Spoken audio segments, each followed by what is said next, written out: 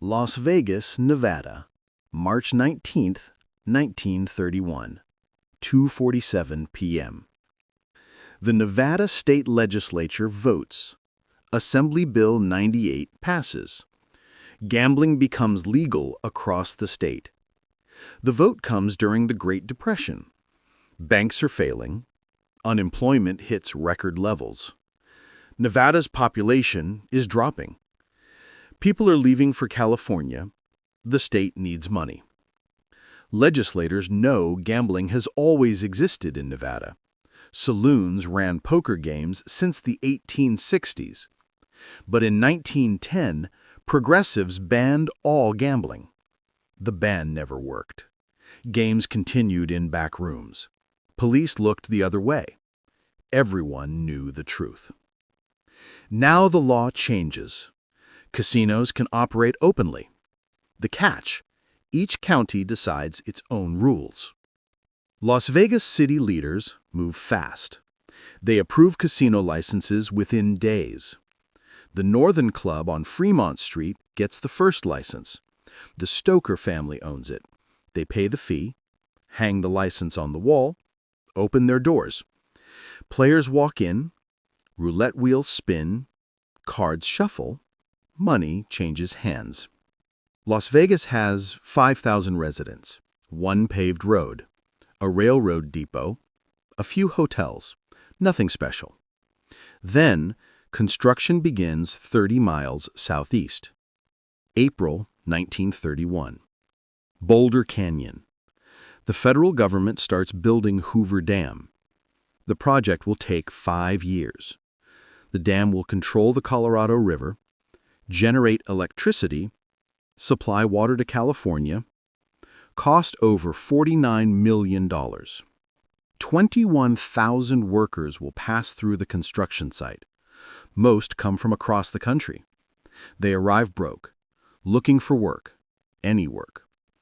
Wages range from 50 cents to $1.25 per hour. The average worker makes 62.5 cents per hour. The government builds Boulder City to house dam workers. The town sits 7 miles from the construction site. Federal officials ban alcohol, ban gambling, keep it clean. Workers live in dormitories, follow strict rules. But on days off, workers drive to Las Vegas. The town welcomes them. Casinos stay open all night. Bars serve liquor. Fremont Street lights up. Within a year, Las Vegas population doubles. Hotels fill every weekend. Restaurants expand. New casinos open. By 1934, visitors change everything. 265,000 people visit the dam site. 300,000 visit Las Vegas. 75% of dam tourists stop in Vegas. They gamble. They drink. They spend money. The town grows. The workers bring something else. News spreads. Stories travel. Workers write letters home, tell friends, tell family. They describe the town in the desert, the place with legal gambling. No limits, no judgment. April 3, 1941. Highway 91. Thomas Hull opens El Rancho Vegas. The resort sits on the Los Angeles Highway 4 miles south of downtown. Hull owns motor courts across California. He understands travelers. They want parking, want rooms, want entertainment, want everything in one place. El Rancho Vegas has 63 rooms, a casino, a restaurant, swimming pool, Western theme, neon sign visible from miles away. Most important, free parking right outside. Travelers can park, walk into the casino, never leave the property. The concept works. El Rancho fills with guests. Other developers notice. October 30th, 1942. The Hotel Last Frontier opens next door. R.E. Griffith and William Moore build it. 105 rooms, Western theme. larger casino. The competition begins. These two properties create something new. A strip of resort casinos along Highway 91, separate from downtown, built for automobile travelers. Self-contained entertainment complexes. World War II arrives. Military bases open near Las Vegas. The Army Air Corps establishes a gunnery school northeast of town. Thousands of servicemen train in Nevada. On leave, they head to Las Vegas. The casinos welcome them. The town keeps growing. But the biggest change comes from California. Los Angeles. William Wilkerson owns The Hollywood Reporter, runs nightclubs on Sunset Strip, Café Trocadero, Ciro's. He knows entertainment, knows style, knows wealthy customers. He also gambles, loses heavily, owes money to dangerous people. Wilkerson decides to build a casino resort in Las Vegas, not Western-themed, not rustic, European style. Elegant, expensive, the kind of place Hollywood stars would visit. He names it the Flamingo. Wilkerson buys 33 acres on Highway 91, hires architects, plans a resort unlike anything Nevada has seen. But construction costs spiral. Wilkerson runs out of money. He needs investors, needs cash, fast. Enter the mob. Benjamin Siegel arrives from New York. Associates call him Bugsy, never to his face. Siegel works for Meyer Lansky and the National Crime Syndicate. He handles West Coast operations, runs bookmaking, manages rackets, lives in Beverly Hills. Siegel hears about Wilkerson's project, sees opportunity. He brings mob money to the Flamingo, takes control, pushes Wilkerson aside. May 1946. Siegel assumes leadership of Nevada Projects Corporation. He becomes the face of the Flamingo, brings in more mob investors. Lansky, Frank Costello, others from New York and Cleveland. They funnel cash through hidden channels. Construction accelerates. Siegel demands perfection. The best materials, the finest furnishings, imported fixtures, custom everything. Costs explode. The budget doubles, then triples. Siegel's partners grow nervous. They invest their money, other people's money, mob money. The Flamingo needs to open, needs to make money, needs to pay back the investment. December 26, 1946. Opening night. The Flamingo throws open its doors. Incomplete. Unfinished. Only the casino and restaurant are ready. The hotel rooms aren't done. Siegel schedules the opening anyway. Invites Hollywood celebrities, promises the biggest party Las Vegas has ever seen. Weather grounds flights from Los Angeles. Most celebrities never arrive. The few guests who show up gamble. They win. The casino loses. Big. In the first week, the Flamingo loses $300,000. Siegel's partners demand answers. Where did the money go? Why isn't the casino profitable? What happened to their investment? Siegel shuts down the Flamingo. February 6, 1947. Says it's for renovations. Really, it's survival. He needs time. Needs to complete construction. Needs the casino to start winning. March 1, 1947. The Flamingo reopens. This time, it works. Guests fill the rooms. The casino turns a profit. Siegel breathes easier. But the mob doesn't forget. June 20, 1947. Beverly Hills, California. 810 North Linden Drive. 10:45 p.m. Benjamin Siegel sits in the living room, Beverly Hills house, his girlfriend's place. Siegel reads the Los Angeles Times. His associate, Alan Smiley, sits nearby. Jerry Mason, Hill's brother's girlfriend, is in the house. Hill herself is in Europe. Outside, a gunman crouches in the darkness, carbine rifle ready. He peers through the window, lines up the shot, sees Siegel's profile. 9 shots shatter the window. 4 bullets hit Siegel. 2 in the head, 2 in the torso. He dies instantly. His body slumps on the sofa, one eye blown 15 feet across the room. Police arrive, photograph the scene, question Smiley, question Mason, find no witnesses. The murder remains unsolved. Everyone knows who ordered it. No one proves it. Within 20 minutes of the shooting, 3 men walk into the Flamingo casino.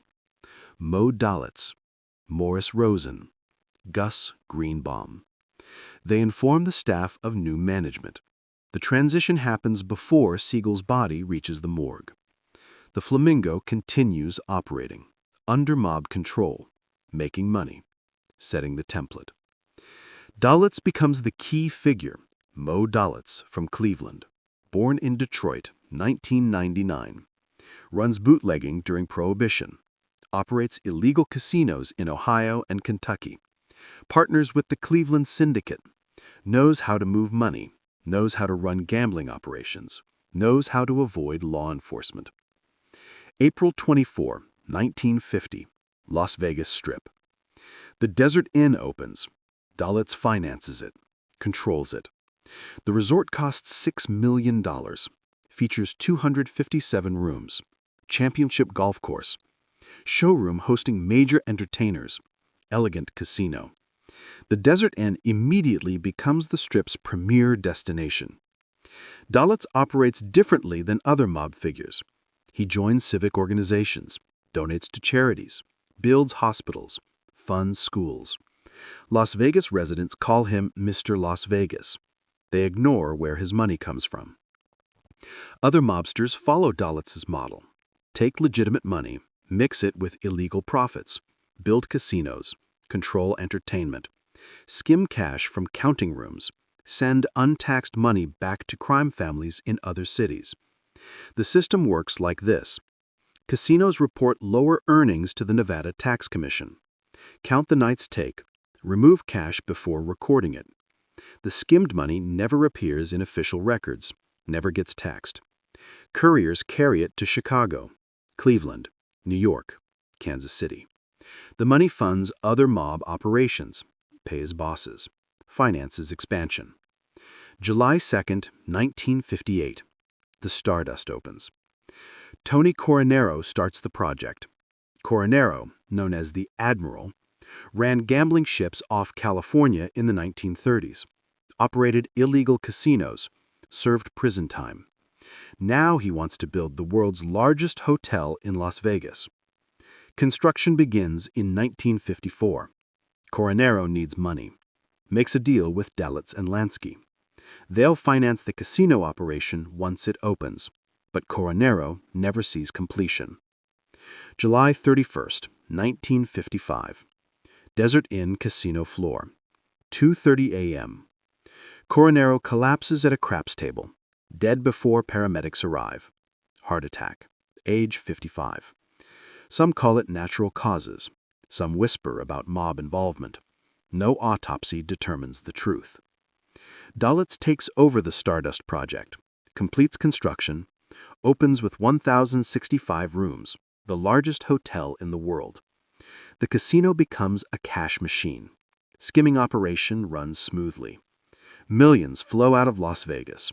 The counting room generates more illegal profit than any casino in Nevada. April 24, 1957. The Tropicana opens. Frank Costello finances it. Costello runs New York's Luciano crime family. He never visits Las Vegas, never gets licensed, never appears in ownership records, but he controls the money, designs the concept, takes the profits. 3 weeks after opening, someone tries to kill Costello. May 2, 1957. New York City. A gunman shoots Costello in the head. Costello survives. Police find a note in his pocket. Shows Tropicana earnings.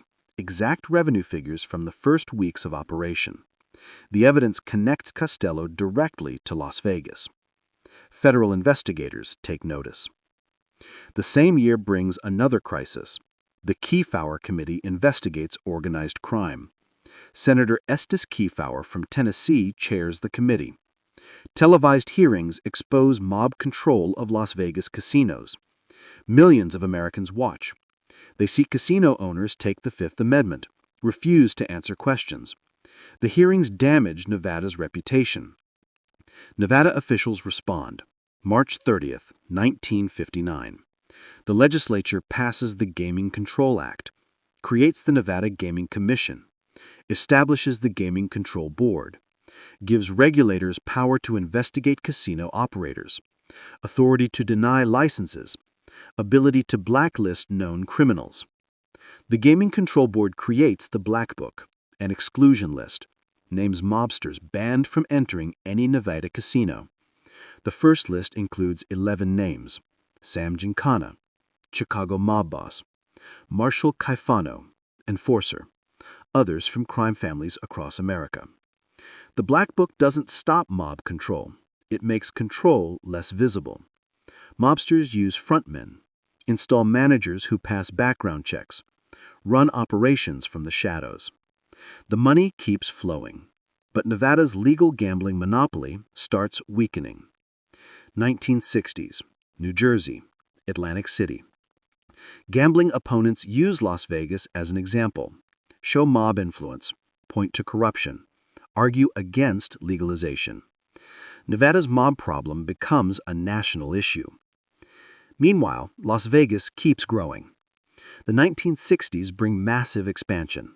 More casinos, bigger hotels, famous entertainers. Frank Sinatra at the Sands, Dean Martin at the Riviera. Elvis Presley returns from the Army service, records in Las Vegas, performs in Las Vegas. The town becomes America's entertainment capital. Nuclear testing adds strange publicity. January 27, 1951. First atomic bomb test at Nevada Test Site, 65 miles from Las Vegas. The explosion lights up the sky at dawn, mushroom cloud visible from Fremont Street. Casinos capitalize on atomic tourism, host rooftop viewing parties, serve atomic cocktails, schedule entertainment around test times. Guests watch nuclear explosions, then gamble. The Nevada Test Site conducts 100 atmospheric tests through 1962. Each one draws crowds to Las Vegas. The testing stops, the tourism continues.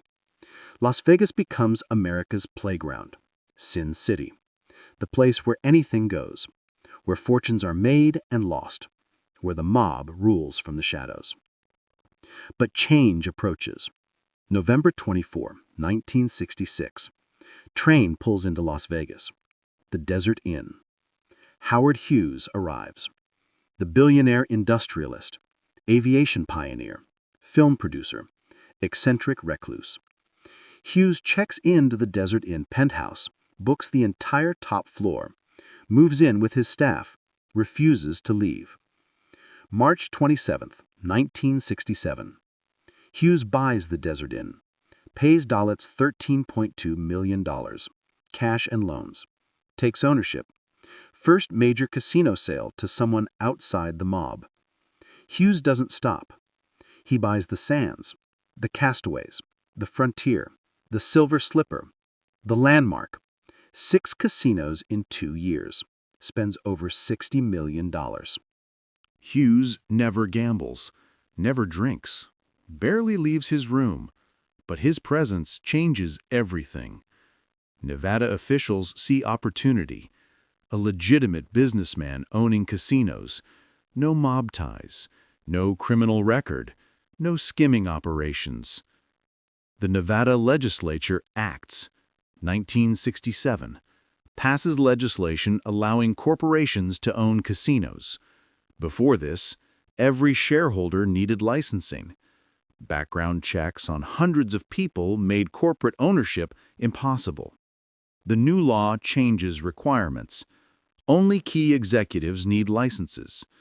Board members, top managers, not every stockholder. The Corporate Gaming Act opens the door. Wall Street notices.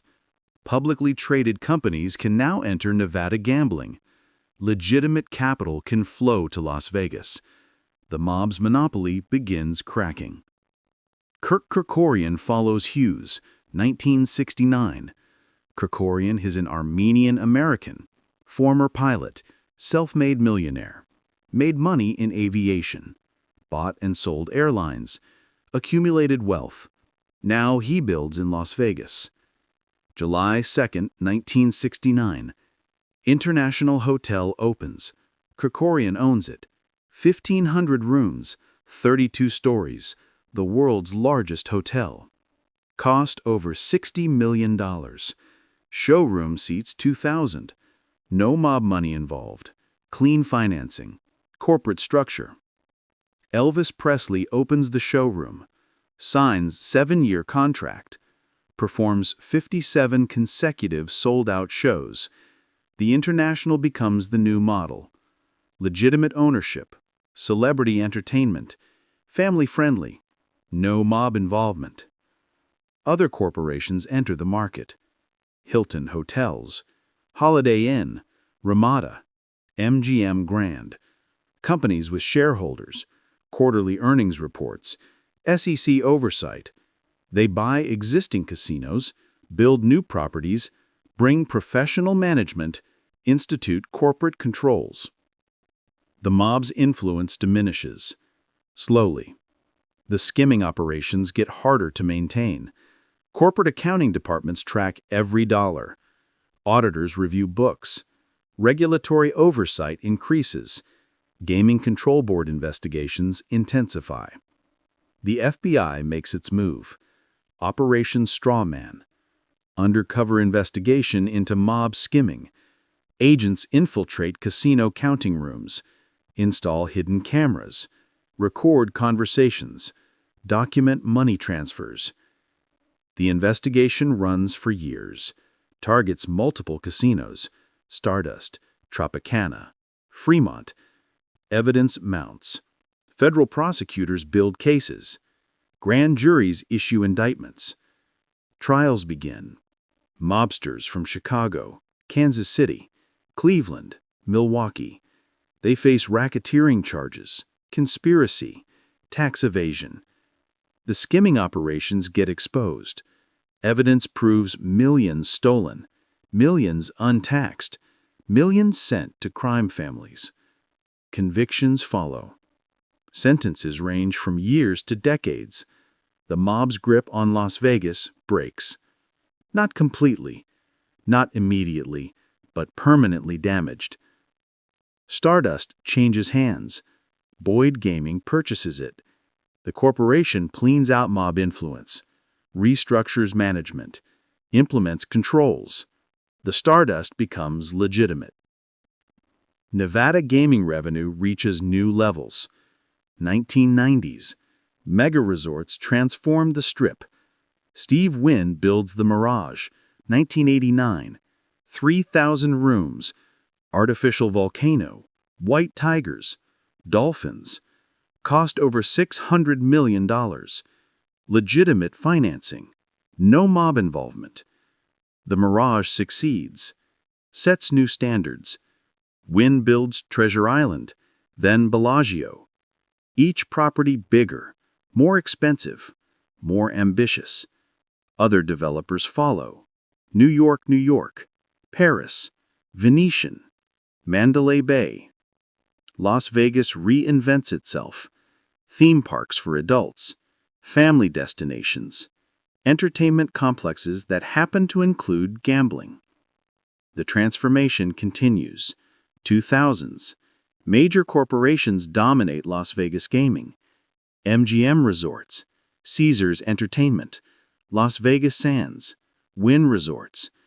They operate dozens of properties, employ thousands, generate billions, pay taxes, follow regulations, report to shareholders. Las Vegas becomes America's fastest-growing city. Population explodes. 1950, 24,000 residents. 2000, 478,000 residents. 2020, over 640,000 residents. Tourism numbers dwarf early years. 1950, 1 million visitors annually. 2019, 42 million visitors annually. The casinos they visit bear no resemblance to Bugsy Siegel's Flamingo or Moe Dalitz's Desert Inn. Modern casinos stretch across acres, contain thousands of rooms, multiple restaurants, shopping centers, convention spaces, nightclubs, theaters, sports venues, entertainment complexes that happen to include gambling. The mob's era becomes history. Museums document it. The Mob Museum opens 2012 in downtown Las Vegas. Displays tell stories. Exhibits show artifacts. Visitors learn about Bugsy Siegel, Meyer Lansky, Moe Dalitz, Tony Canaro, Frank Costello. The people who built Las Vegas on illegal money, who ran it from the shadows, who skimmed millions. Nevada gambling expansion spreads beyond Las Vegas. Laughlin develops. Small casinos, river location. Reno maintains operations. Sparks, Wendover, Lake Tahoe. Gambling exists across Nevada. Legal, regulated, taxed. The state's experiment with legalized gambling generates massive revenue. Gaming taxes fund schools, roads, public services. Nevada has no state income tax. Gambling revenue replaces it. The decision made in March 1931 transforms the state's economy. Other states notice. New Jersey legalizes casino gambling in Atlantic City. 1976. First casino opens 1978. Mississippi legalizes riverboat gambling. Louisiana, Indiana, Missouri, Iowa. State after state legalizes gambling. Nevada's monopoly ends. Native American tribes open casinos on reservation land. Federal law allows it. 1988. Indian Gaming Regulatory Act. Tribes build casinos across America. California, Oklahoma, Connecticut, Foxwoods, Mohegan Sun. Casinos closer to major population centers, competing with Nevada. Las Vegas adapts, becomes a destination, not just gambling. Entertainment, concerts, shows, sports, UFC fights, boxing matches, NASCAR, Formula One, conventions, trade shows. The city diversifies beyond gambling. The Strip keeps evolving. Old casinos demolished. New towers rise. The dunes imploded. The sands imploded. The Stardust imploded.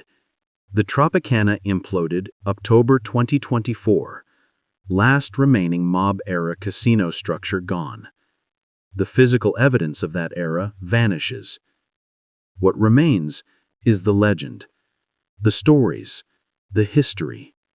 A town in the desert that became the gambling capital of the world, started with legal gambling in 1931, built by dam workers, expanded by resort pioneers, controlled by the mob, transformed by legitimate business, now a global entertainment destination.